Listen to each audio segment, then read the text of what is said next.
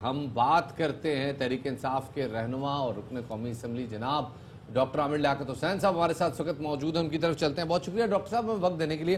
Doctor صاحب آپ نے سنا کس طرح سے سندھ گورنمنٹ اپنا موقف دے رہی ہے اور وہ کہہ رہے ہیں کہ جی ہم کوشش کر رہے ہیں مشاورتی عمل کو آگے بڑھائیں, ہم کوشش کر رہے ہیں کہ کراچی کے مسائل کو حل کریں.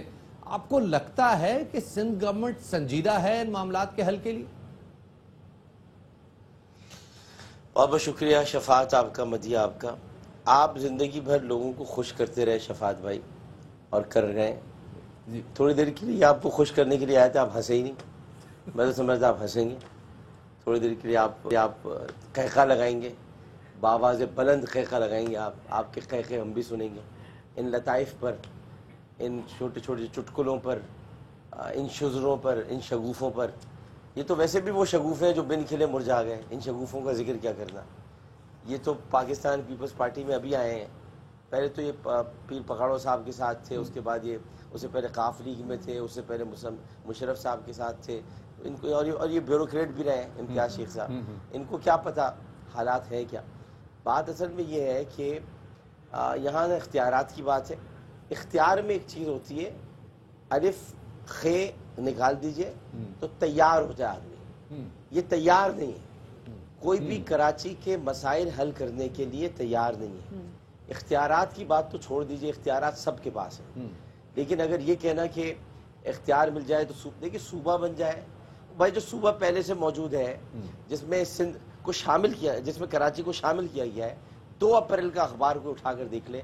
جب 2 اپریل 1917 جب 1 یونٹ توڑا گیا تھا, تو 1 یونٹ جب توڑا گیا تو اس وقت جو ہے وہ باولپور کو پنجاب میں شامل کر دیا گیا, کراچی کو سندھ میں دے دیا گیا. تو مطلب یہ تو ایک سیدھی سی بات ہے کہ کراچی سندھ کا حصہ نہیں تھا. لیکن اب چلے صوبہ ہے, اس صوبے میں کراچی بھی شامل ہے. اگر کراچی صوبے میں شامل ہے, اگر آپ سمجھتے ہیں, تو جو منگو پیر کے مزار سے جو مگرمچھ باہر نکل آئے ہیں, اور آپ کو یہ پتہ نہیں ہے شاید, بہت سارے مگرمچھ, 4-5 مگرمچھ وہ بھی بارش سے پریشان ہو گئے اور وہ بھی باہر نکل آئے شہری آبادی کی طرف. یہ آپ بہت بڑا انکشاف کر رہے ہیں کہ منگو پیر میں جو وہاں کے کچھ بہ گئے ہیں. وہ جو تصویر آپ نے ٹویٹ کی تھی وہ منگو پیر کی نہیں تھی, وہ میں نے اس کو بعد میں ڈھونڈا, وہ منگو پیر کی نہیں سر. منگو پیر میں خود گیا ہوں نا وہاں, میں خود وہاں دیکھ کر آیا ہوں. میں کشتی میں بیٹھ کے گیا ہوں ادھر, کشتی میں گیا ہوں میں ادھر. پہلے میں گاڑی میں جاتا تھا, کشتی میں گیا ہوں. ڈاکٹر صاحب بات کی جاتی ہے اختیارات کی کمی ہے, اختیارات کی کمی ہے, بات کی جاتی ہے. سب سندھ حکومت کہہ رہی ہے, ضلع انتظامیہ کہہ رہی ہے, بلدیہ کہہ رہی ہے کہ جی اختیارات کا کلیش, اختیارات کا جو ہے نا وہ ٹکراؤ ہو رہا ہے. اختیارات تو ہیں, وہ اختیارات کا کلیش نہیں ہے. دیکھیے ایک آدمی سندھ پر مسلط ہے, وہ ذہنی مریض ہے, اس کا دماغی حالت صحیح نہیں ہے. اس کا نام مراد علی شاہ ہے, اور اس کے خلاف میں ابھی آئینی پٹیشن دائر کرنے جا رہا ہوں. ہو سکتا ہے میں آج ابھی 1 گھنٹے 2 گھنٹے کے بعد آپ کے رپورٹرز مجھے دیکھیں کہ سندھ ہائی کورٹ میں ہوں اور وہاں میں آئینی پٹیشن دائر کر رہا ہوں. دائر کرنے کا مقصد دیکھیں, ان کو 18 ٹاؤن یا 7 ضلعوں کی بات نہیں ہے, یہ پولیٹیکل اسٹنٹ ہے. اب میں آپ کو سمجھاتا ہوں, دیکھیے اس کو سمجھنے کی کوشش کریں.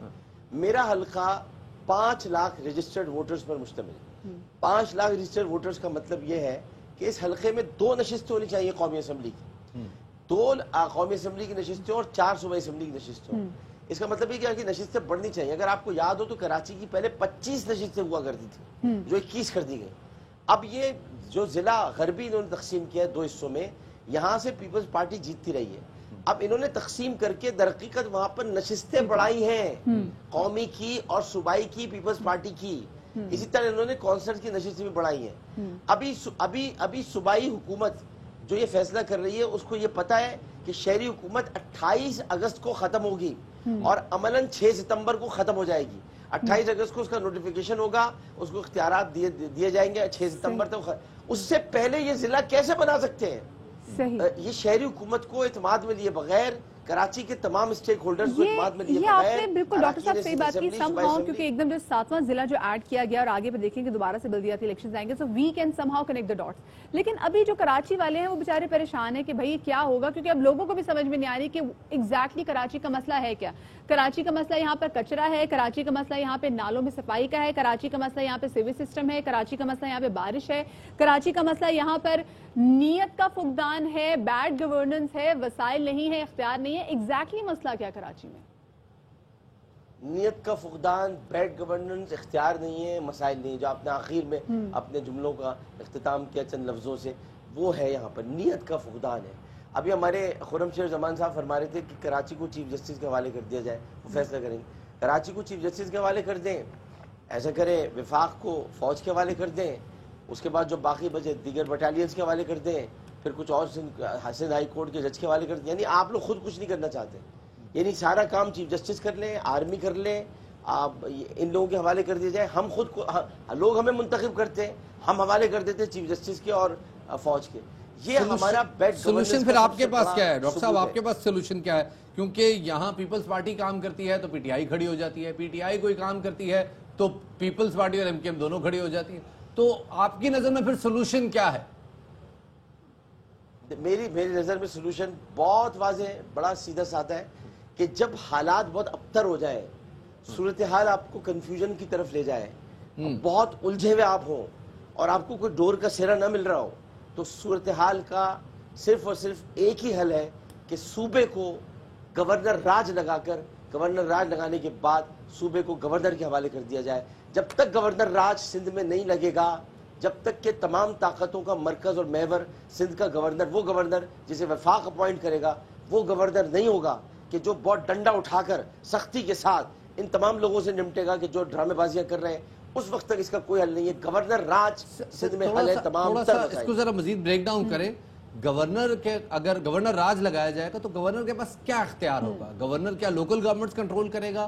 کیا مطلب آبویسلی لوکل نمائندے تو اس کو بھی چاہیے ہوں گے نا، تو وہ کیسے کام کرے گا؟ گورنر سب سے پہلے تو معطل کر دے گا یہ تمام جو حکومت ہے، ظاہر ہے اس کے تمام جو گماشتے ہیں ان کے تو بیانات آپ کو نظر دے آئیں گے۔ دوسری بات یہ کہ جب معطل ہوتی ہے کوئی چیز تو پھر وہاں پر یہ چیک کیا جاتا ہے کہ ان کے پاس اختیار تھا، پیسہ تھا، یا یہ لوگ کام کرنا نہیں چاہ رہے تھے۔ ابھی تو آپ نہیں چیک کر سکتے نا، ابھی آپ کیسے جا کے سندھ کی حکومت یا بلدیہ کی حکومت کو جا کے چیک کر سکتے ہیں؟ تب آپ کو پتہ چلے گا کہ ہزاروں میونسپل کارپوریشن میں ہزاروں ملازم ایسے ہیں جو بحیثیت جینیٹر سٹاف یہاں پر موجود ہیں، جو سڑکوں کی صفائی کر سکتے ہیں، جن کو نکالا ہی نہیں جا رہا سڑکوں پہ باہر، کہ جو باہر نکل کے نالیاں صاف کر سکتے ہیں۔ ہزاروں کی تعداد میں بھرتی کیے ہوئے۔